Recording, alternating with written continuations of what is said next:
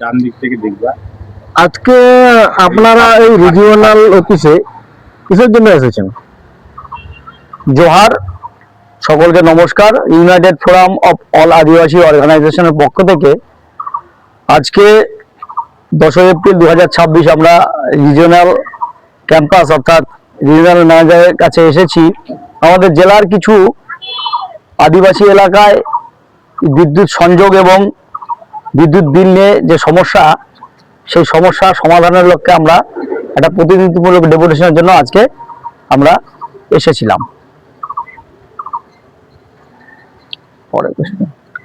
এই প্রেক্ষিতে আমরা বলতে চাই যে আরএম সাহেবের সঙ্গে আমরা সাক্ষাৎকার করতে যাই এবং সেখানে তার পরিবর্তে সুপারিনটেন্ডেন্ট ইঞ্জিনিয়ার সাহেব ছিলেন। ওনার সঙ্গে আমাদের বিস্তারিত আলোচনা হয়েছে। মূলত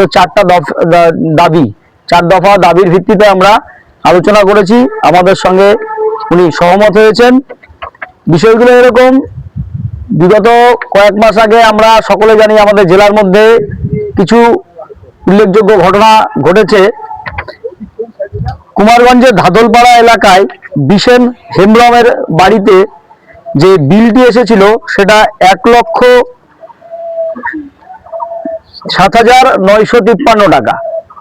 এই যে বিলটি এসেছিল তখন আমরা আমাদের ইউনাইটেড ফোরামের যে টিম, সেই টিম আমরা সেখানে ভিজিট করি এবং সেখানকার লোকাল প্রশাসন এবং জেলা প্রশাসনের সঙ্গে পরবর্তীতে কথা হওয়ার ফলে আমরা লক্ষ্য করলাম যে সেরকমভাবে এই কারবাইটা এখনো হয়নি।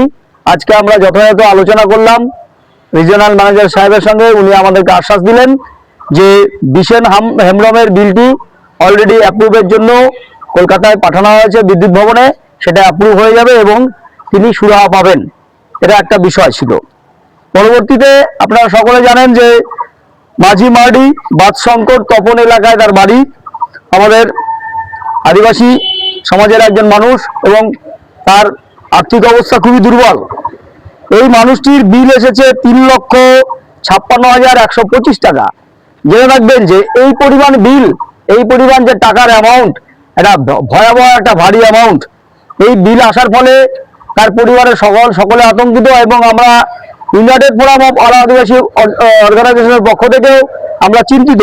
সেই জন্য আমরা এসেছিলাম যে এই বিলটি সুরাহার জন্য এবং যেটা সংস্কার বা সংশোধনের জন্য এবং এদের যদি কোনো সুরাহা পায়। এখানে সুপারিনটেন্ডেন্ট সাহেব আমাদের সঙ্গে সহমত হলেন। তিনি এই মাঝিমাটির যে বিলটি, তিনি সেটা খতিয়ে দেখে এনার সুরাহা করবার ব্যবস্থা করবেন বলে আমাদেরকে আশ্বাস দিয়েছেন।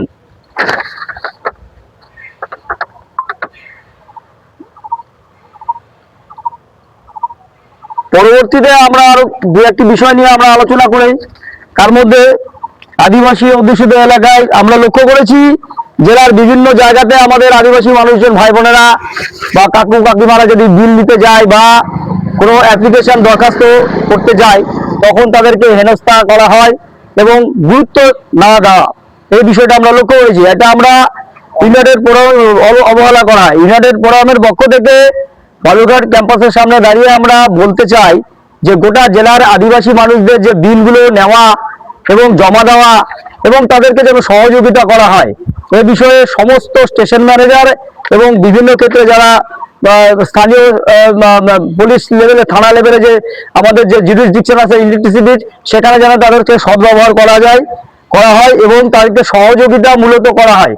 অনেকে হয়তো পড়াশোনা জানেন না, প্রয়োজনে তাদেরকে বিলের অ্যামাউন্ট বা সেটা জানাতে হবে, বুঝাতে হবে। প্রয়োজনে 2-4 লাইন তাদেরকে আবেদনও লিখে দিতে হবে সেখানে বসে। এটা আমরা দাবি দেখেছি এবং আমাদের সঙ্গে সহমত হয়েছেন জেলার সমস্ত জায়গাতে যাতে আদিবাসী মানুষরা এই সুযোগ সুবিধাগুলো পায় এবং তাদেরকে যাতে সহযোগিতা করা হয়। এর নিয়ে ছিল, এটাও ছিল একটা ডেপুটেশনের মূলত একটা বিষয়। আরও একটা বিষয়, এটাও একটা ঘটনা যে তপনের যেটা আছে সন্ধ্যাপুকুর যে গ্রামটি, আমরা জানি সেই গ্রামে দীর্ঘ কিছুদিন আগে যে ওইখানকার কিছু পরিবার, বেশ কত পরিবার এই ঝড় বা বন্যার ফলে সেখানকার মিটারটা নষ্ট হয়ে যায় এবং সেখানকার মানুষরা বিদ্যুৎ থেকে এখনো সঠিক সরকারি পরিষেবা থেকে ব্যাহত হয়ে আছে। আমরা সেটা উল্লেখ করেছি। সন্ধ্যাপুকুর গ্রামে গিয়ে মানুষদেরকে সচেতন করা, অ্যাওয়ারনেস দেওয়া এবং তাদের যারা সঠিক পরিমাণে বিদ্যুৎটা পায় এবং তাদের যে বিল সেটা যাতে মিনিমাম করা হয় সেটাকে করবার জন্য আমরা আজকে ডেপুটেশনে আলোচনা করেছি। এবং সুপারিনটেনডেন্ট ম্যানেজার সাহেব তিনি ছিলেন, তিনি ইঞ্জিনিয়ার সাহেব তিনি আশ্বাস দিয়েছেন সামনে ইলেকশনের পরে এই বিষয়গুলো নিয়ে আলোচনা করে সমাধানের রাস্তায় যাবেন বলে আমাদেরকে বলেছেন এবং আশ্বাস দিয়েছেন। পরবর্তীতে আমরা আবার এই বিষয়টি নিয়ে বালুরঘাট রিজিওনাল ক্যাম্পাসে আসব। আমাদের এই জেলাব্যাপী বিভিন্ন জায়গায় যে কাজকর্মগুলো হচ্ছে সেটার কতটা অগ্রগতি ঘটলো। আমার নাম Soumen Pahan, united forum of Adivasi অর্গানাইজেশনের জয়েন্ট কোঅর্ডিনেটর।